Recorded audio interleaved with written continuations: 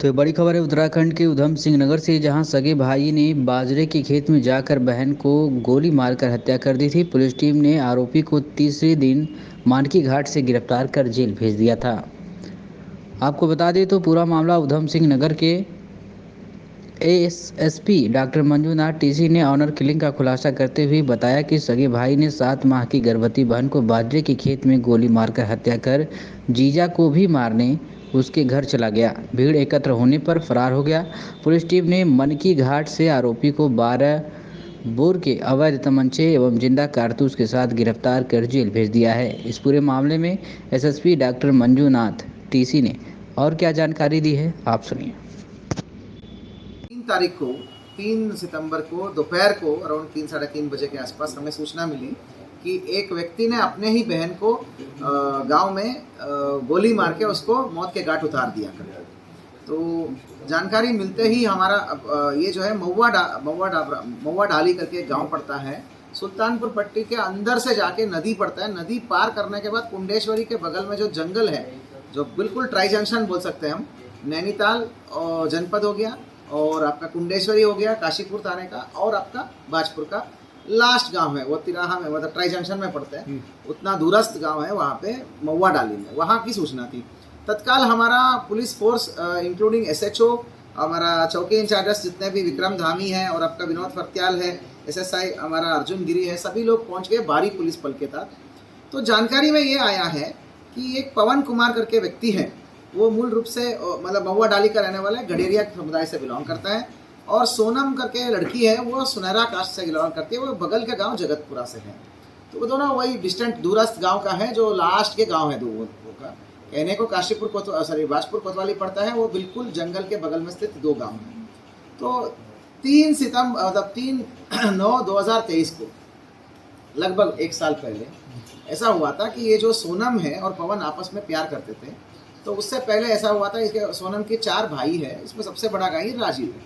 तो उनके घर में रिश्ता ढूंढने की प्रयास कर रहे थे। उसी समय जो है ये दोनों सोनम और पवन जो है प्यार में थे। तो इन्होंने भाग के वो कहीं पे यूपी में शादी कर लिया, मंदिर में अपने आप मतलब मंदिर में शादी कर लिया, और उसके बाद कहीं मीरठ में रहने लगे, मतलब मेहनत मजदूरी करते हुए रहने लगे। तो उस समय इनको लगा कि भाई बहुत ज़्यादा आक्रोश नहीं है। थोड़ा दिन बाद ऐसा लगा, लगातार जो है दोनों परिवारों से, दोनों का लड़की का लगातार बातचीत होती थी, और इसी बीच में वो प्रेग्नेंट भी हो गई। तो दोनों परिवार से बातचीत होती थी, तो ठीक ठाक ही लगा उनको कि वो वापस आ गए। तो इन्होंने कहीं पर भी ना पुलिस को, ना कोर्ट को, ना तहसील को, ना वहाँ पे समाज में भी किसी बड़े लोगों से बताना, ऐसा कोई चीज़ नहीं करा। इनको लगा कि भाई ठीक है, अभी दोनों परिवार शांत हो गए, अब सब अपने अपने काम में व्यस्त है, दोनों परिवार वाले हमसे बातचीत भी कर रहे हैं, तो वापस आ गए। पवन के जो गांव है, जो महुआ डाली में आके पवन और सोनम मियाँ बीवी, मतलब हस्बैंड वाइफ दोनों आके रहने लग गए अपने काम से। तो हुआ कि 4 महीने पहले आए, तो तब वो 4 महीने की प्रेग्नेंट थी। अभी हाल ही में वो 7 महीने की गर्भवती थी। और लड़की की जो मम्मी है उसकी तो ठीक ठाक बोलचाल थी, लेकिन भाई लोग बोलते नहीं थे, पर बाकी ओवरऑल संबंध नॉर्मल ही था।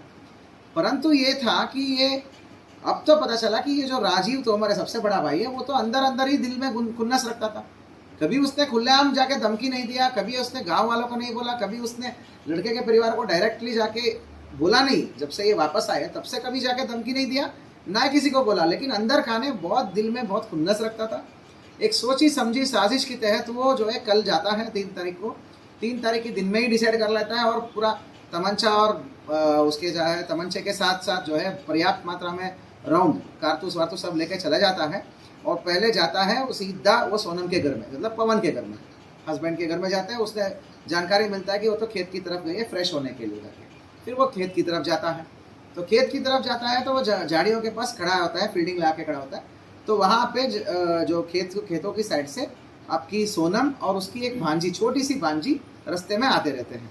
तो आते ही वो आमने सामने दिख जाते हैं। तो वो भांजी बोलती है, मामी देखो वहाँ मामा आ रहे हैं।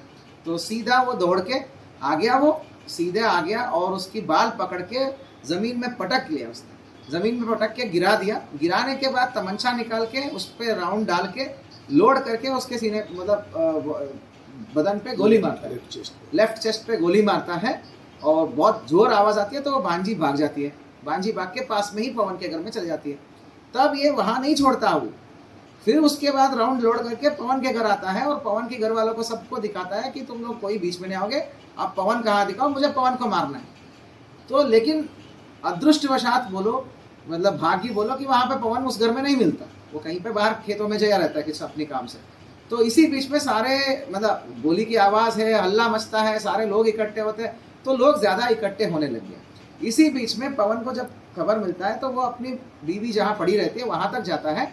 ये चीज़ दिख जाता है इसको, किसको, आपका राजीव को। राजीव भी भागता है, लेकिन गांव के सारे पब्लिक इकट्ठे हो जाते हैं तो पवन जो है आगे भाग जाते हैं, वो छोटा छोटा नाली कूद के खेतों में अंदर चली जाता है।